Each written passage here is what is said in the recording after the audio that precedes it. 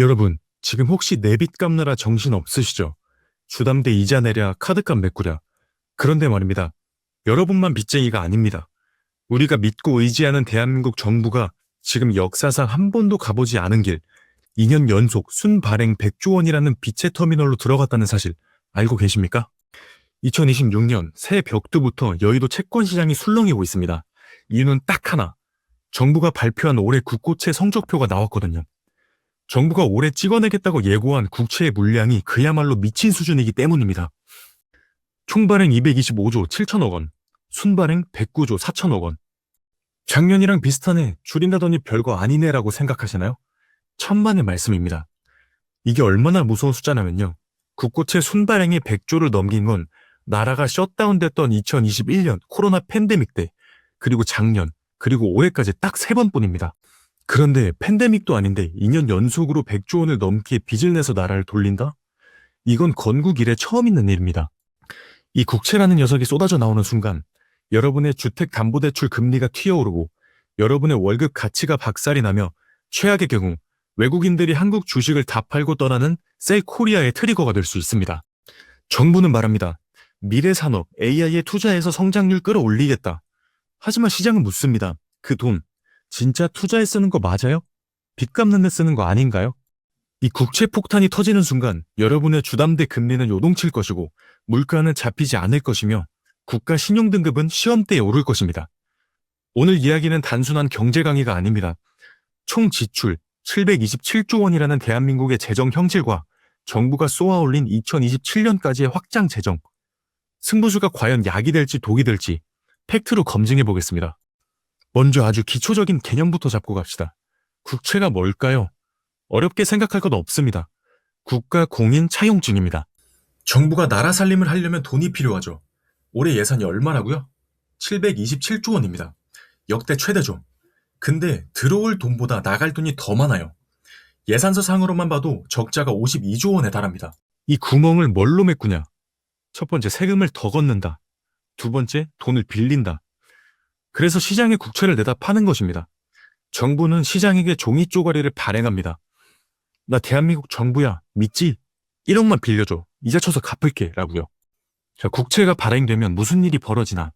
여기서 경제학의 핵심 원리가 작동합니다. 수요와 공급. 시장에 국채가 100조 원이나 쏟아져 나옵니다. 공급이 많아지면 가격은 당연히 떨어집니다. 국채 가격이 떨어진다는 건 정부가 이자를 더 쳐줘야 돈을 빌릴 수 있다는 뜻이니 국채 금리가 올라갑니다. 이게 여러분과 무슨 상관이냐고요? 국채 금리는 모든 금리의 기준입니다. 정부한테 돈 빌려줘도 이자 많이 받는데 개인한테 싸게 빌려주겠습니까?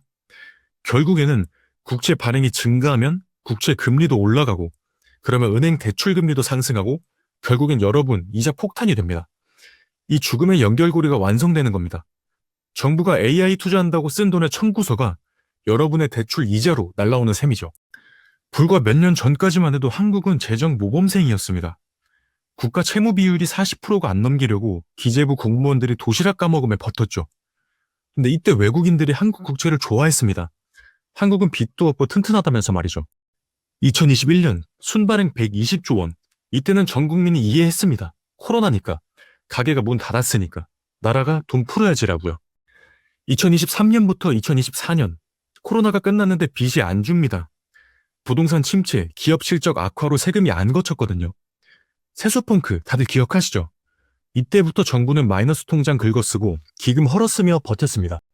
그리고 지금 2025년에 이어 2026년에도 순발행 규모가 100조 원을 넘깁니다.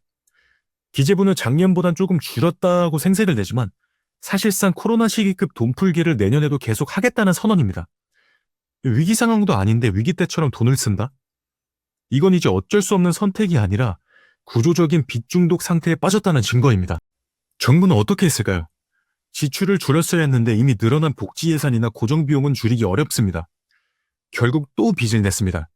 한국은행 마이너스 통장을 100조 원 넘게 끌어다 쓰고 공공자금 관리기금을 헐어서 썼습니다. 일명 카드 돌려막기 신공을 보여준 거죠. 특히 올해 총 지출 727조 원. 이 거대한 예산을 감당하기 위해 정부는 브레이크를 밟는 대신 엑셀을 밟기로 결정했습니다. 왜 그랬을까요? 사실 정치적인 이유를 배제하고는 설명이 안 됩니다. 최근 기재부 업무보고에 정부가 던진 메시지는 명확했습니다.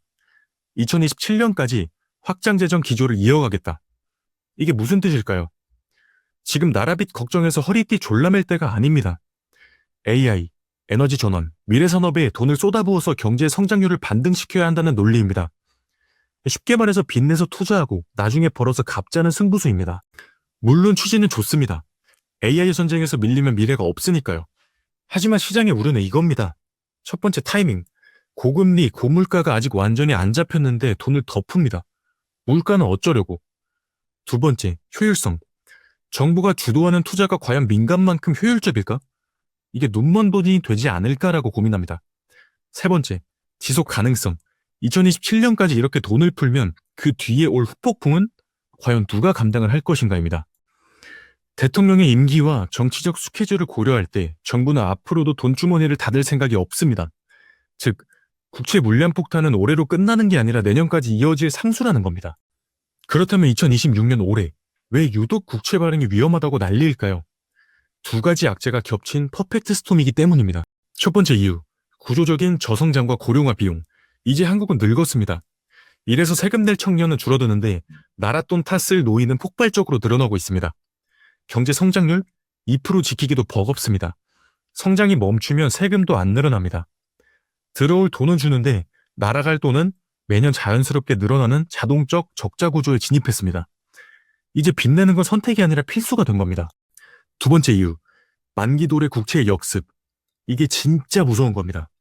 코로나 때 3년 만기, 5년 만기로 짧게 빌렸던 빚들의 만기가 2025년, 2026년에 대거 돌아옵니다. 빚 갚을 돈이 없으니 어떻게 하죠? 차원 발행을 해야 합니다. 즉, 빚 갚으려고 또 빚을 내는 겁니다. 올해 발행해야 할 국채 중 상당 부분이 새로운 사업을 위한 게 아니라 옛날 빚 갚는 용도라는 게 함정입니다. 생산적인 곳에 돈이 안 쓰이니 경제가 살아날 리가 없죠. 그럼 정부는 무슨 배짱으로 이렇게 빚을 낼까요? 믿는 구석이 있긴 있습니다. 바로 올해 4월 예정된 세계 국채지수 편입입니다. 정부의 행복회로는 이렇습니다. 4월에 WGBI에 들어가면 글로벌 패시브 자금이 기계적으로 한국 국채를 사야 됩니다.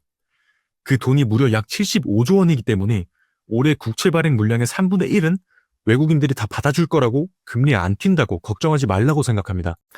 물론 일리 있는 말입니다. 75조 원, 큰 돈이죠. 하지만 전문가들은 고개를 갸웃거립니다. 3분의 1은 해결이 된다고 쳐. 그럼 나머지 3분의 2는 누가 사줍니까? 국내 은행, 보험사, 연기금이 사야 하는데 이들도 여력이 예전 같지 않습니다. 게다가 만약 미국 금리가 안 떨어지고 버티거나 한국 경제 성장률이 삐끗하면 사실 외국인들은 WGBI고 나발이고 한국 채권 비중을 줄일 수도 있습니다. 정부의 낙관론은 최상의 시나리오일 뿐 시장은 항상 최악을 대비해야만 합니다. WGBI만 믿고 빚을 늘리기엔 리스크가 너무 큽니다. 이렇게 정부가 2년 연속 100조 원씩 돈을 빨아가면 민간에는 구축 효과가 발생합니다. 시중에 돈이 다 안전한 국채로 몰리니 기업들이 회사채를 발행하려 해도 돈을 못 구합니다. 국가한테 빌려주면 4% 주는데 기업한테 왜 빌려줍니까? 결국 기업들이 돈을 못 구합니다. 회사가 공장 짓고 투자하려면 채권을 발행해야 하는데 국채에 밀려서 안 팔립니다. 울며 겨자 먹기로 기업들은 더 높은 이자를 줘야 돈을 빌릴 수가 있습니다. 결국엔 기업의 이자 부담이 증가되고 이로 인해 투자는 위축되며 고용 감소, 경기 침체로 이어집니다. 정부가 돈을 써서 경기를 살리겠다고 빚을 내는데 그 빚 때문에 민간 기업이 말라 죽는 팀킬이 벌어지는 겁니다. 결국 기업들은 더 비싼 이자를 내야 하고 투자는 위축됩니다. 정부는 AI 살리겠다고 돈을 푸는데 정작 AI 스타트업들은 돈 가뭄에 시달리는 아이러니가 생기는 거죠. 더 큰 문제는 국가 신용도입니다. 한국이 그동안 AA2라는 높은 신용 등급을 유지한 비결은 딱 하나, 건전 재정이었습니다. 그런데 지금 그 장점이 사라지고 있습니다. 2년 연속 대규모 적자 국채 발행, 구조적으로 굳어지는 적자, 신용평가사들이 가장 싫어하는 그림입니다. 보통 GDP 대비 국가 채무 비율 60%를 심리적인 마지노선으로 봅니다. 한국은 2026년 현재 50% 중반을 향해 달려가고 있습니다. 자, 여기서 일본은 200% 넘는데 멀쩡하잖아 라고 반문하시는 분들 계시죠? 일본은 기축 통화국입니다. 엔화는 망해도 안전자산 취급을 받습니다. 하지만 원화는 죄송하지만 국제시장에선 잡코인 취급입니다. 위기가 오면 제일 먼저 팔아치우는 통화라고요. 만약 신평사가 한국 빚 관리 안 되네? 등급 전망 하향이라고 한마디만 하면 그날로 환율은 1,500원 뚫리고 외국인 자금은 썰물처럼 빠져나갈 겁니다. 우리는 지금 신용등급을 담보로 아슬아슬한 줄타기를 하고 있는 겁니다. 앞서 말씀드린 대로 정부는 2027년까지 확장 재정을 시사했습니다. 2027년이 무슨 해입니까? 다음 대선을 준비하는 정치의 계절입니다. 정치적으로 돈을 풀 유혹이 가장 강해지는 시기죠. 자, 정치인들에게 재정 건전성은 표가 안 됩니다. 허리띠 졸라 매자라고 하면 누가 찍어줍니까? 공항 지어줄게, 지원금 줄게, 철도 지하로 뚫어줄게 해야 찍어주죠. 2026년 하반기 국회에서는 내년 예산안을 짭니다. 여당이든 야당이든 대선 승리를 위해 돈풀기 경제를 할 게 불보듯 뻔합니다. 빚, 그건 다음 정권이 갚겠지. 일단 당선되고 보자라는 생각입니다. 올해 109조 원 순발행, 내년엔 더 늘어날 수도 있습니다. 성장률 반등이라는 명분 아래 각종 선심성 예산과 지역개발 공약들이 쏟아질 겁니다. 여야 할 것 없이 돈 풀자고 할 텐데 브레이크는 누가 잡습니까? 국채 발행이 늘어나면 물가는 자극받고 한국은행은 금리를 못 내리고 서민 이자 부담은 커지는 악순환. 정치는 달콤한 미래를 약속하지만 경제는 냉혹한 청구서를 내밉니다. 그 청구서는 결국 세금 아니면 인플레이션으로 우리가 갚아야 합니다. 나라 걱정은 여기까지 하고 이제 내 돈 지키는 전략을 짭시다. 정부가 빚을 많이 낸다는 건 반대로 말하면 우리한테 이자를 많이 쳐주겠다라는 뜻이기도 합니다. 위기를 기회로 바꿔봅시다. 기재부가 내놓은 새로운 당근들을 적극 활용해보세요. 작년까지는 10년, 20년물만 있어서 부담스러우셨죠. 내년부터는 3년 만기 개인투자용 국채가 신설이 됩니다. 만기 보유 시 가상금리의 복리 혜택, 세제 혜택까지 줍니다. 3년 정도는 돈 묶어둘 수 있다 하시는 분들, 은행 예금보다 무조건 낫습니다. 이건 나라가 망하지 않는 한 원금 보장입니다. 두 번째, 퇴직연금으로 장기 국채 쇼핑. 내년부터 개인이 퇴직연금 계좌를 통해 장기 국채를 직접 살 수 있게 허용이 됩니다. 이게 왜 대박이냐?